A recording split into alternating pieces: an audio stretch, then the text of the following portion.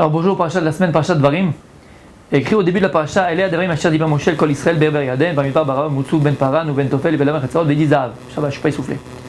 Donc, il y a écrit, voici les paroles que Moshe va parler au Bnei Israël, de l'autre côté du Jourdain, dans le désert, dans la Arava, Mutsu Ben Paran, Ben Tofel. Ok. Le Orem Akadosh nous dit qu'ici en remez, en allusion, Moshe Rabbeinu va donner 9 conditions pour recevoir la Torah. On ne va pas donner les 9, on va donner que la première. Et il dit le Orem Akadosh, la première condition pour qu'une personne rentre dans la Torah, pour que la personne elle commence à mettre dans la Avodat Hashem, c'est quoi? Be'ever Yarden, de l'autre côté du Jourdain. Et il dit l'Orem Akadosh, Sheyi Elokam Ezosh Abraham Avinu. Tu veux rentrer dans la Torah? Première condition, Chabibi, pour que tu rentres dans la Torah. Il faut ressembler à Abraham Avinu. Il faut prendre la tribu d'Abraham Avinu. Comment il était appelé Abraham Avinu? Abraham Aivri. Alors quand tu le traduis, c'est quoi? Abraham l'hébreu. Mais c'est quoi Aivri? Mais Aever. C'est quoi Aever? De l'autre côté. Pour te dire que la Mida d'Abraham Avinu. Qu'est-ce qui a permis à Abraham Avinu de commencer dans sa Avodat Hashem et de devenir Abraham Avinu? Parce qu'il avait d'abord cette Mida, cet attribut, cette qualité qu'il était Me'aver. C'est quoi Me'aver? Il était de l'autre côté. Comme disaient les Chachamim, l'humanité entière était d'un côté de la rive et lui était de l'autre côté de la rive. C'est-à-dire qu'il a réussi à se démarquer. Et ça, c'est très difficile à faire. Et ça, c'est la première condition si on veut Béhémet rentrer dans la Torah. Pourquoi? Parce que qu'est-ce qui nous empêche très souvent de faire le pas? Qu'est-ce qui nous empêche très souvent en Béhémet de se donner et de s'investir un peu plus dans la Avodat Hashem? C'est on se trouve dans l'endroit où on a tout le temps vécu, avec nos parents, avec nos frères et sœurs, avec nos amis, dans notre école, dans notre travail, on côtoie les mêmes gens.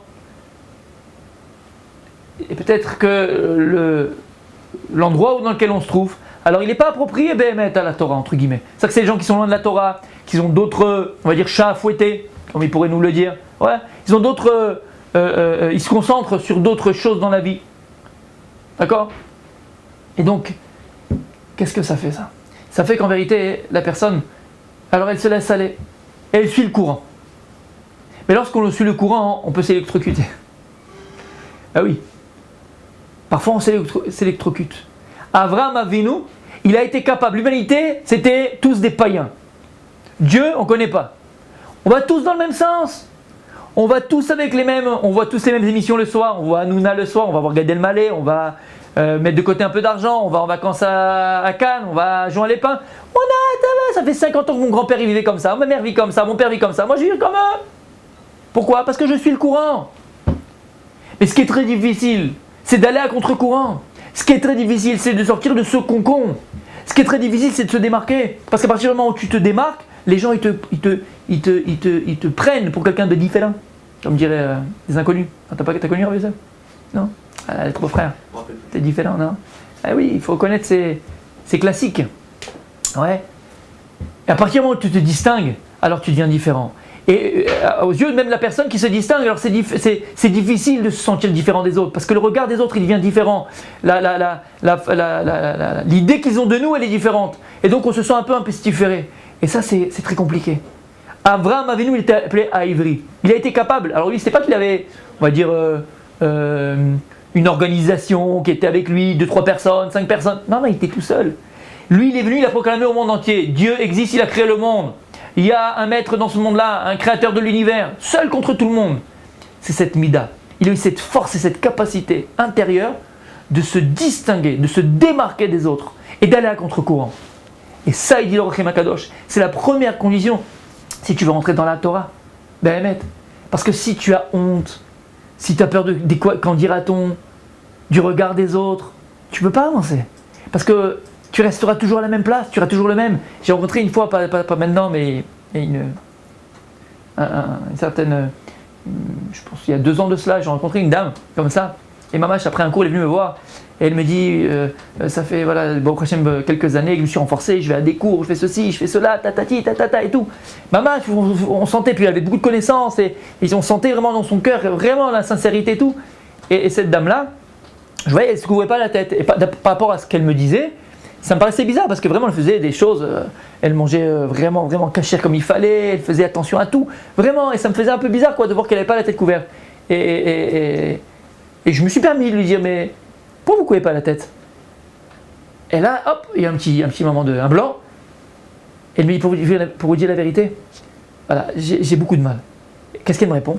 Elle dit, parce que en été, d'ailleurs, bon, à Natania, je vais toujours à la plage avec mon père, et mon père c'est mon amour, mon père c'est tout pour moi, mon père, et j'arrive pas, vis-à-vis de mon père, j'arrive pas à me couvrir la tête, parce que je me couvre la tête, je suis à la plage, et je sais pas comment il va réagir, mais...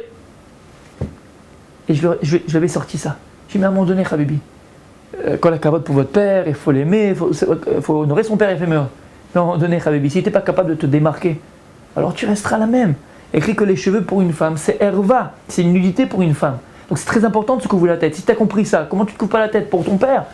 Abraham Avinu, il a réussi à se démarquer. Et c'est la base de tout. Si tu n'es pas capable de te démarquer, tu n'es pas capable de te distinguer, alors en vérité tu ne peux pas avancer.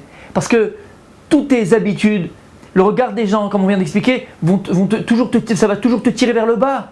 Et donc ça va t'empêcher d'avancer, t'empêcher de te réaliser dans la Torah. Première mida qu'une personne qu'il faut permettre qu'elle acquiert, cette mida d'Abraham Avinu. C'est quoi Abraham Ivri? On est tous appelés Ivriim, on est tous appelés des Hébreux, mais pas Hébreux dans le sens peuple, parce qu'on est à Ever. Le Ham Israël dans sa totalité, Baruch Hashem, au niveau du klal, au niveau de la collectivité du Ham Israël, au niveau de la communauté d'Israël, on voit que le Ham Israël il se distingue des nations.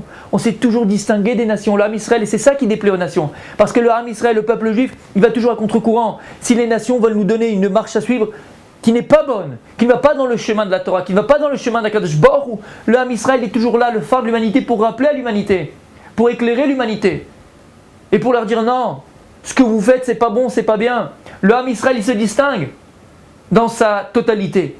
Et même au niveau individuel, dans ta vie personnelle. Tu veux avancer dans Avodat Hashem, tu veux faire le pas, tu es obligé de te démarquer. Chaz v'shalom, c'est qu'il ne faut pas abandonner ses parents. Chaz v'shalom, pas penser une seconde d'une chose pareille. Abandonner ses parents, abandonner les gens, non. Mais à un moment donné, il faut un laps de temps où tu te tires de tout ça. Comme Akadosh Baruch Hu a dit à Abraham, lech lecha, il faut que tu partes. Pour te détacher véritablement, il faut que tu partes.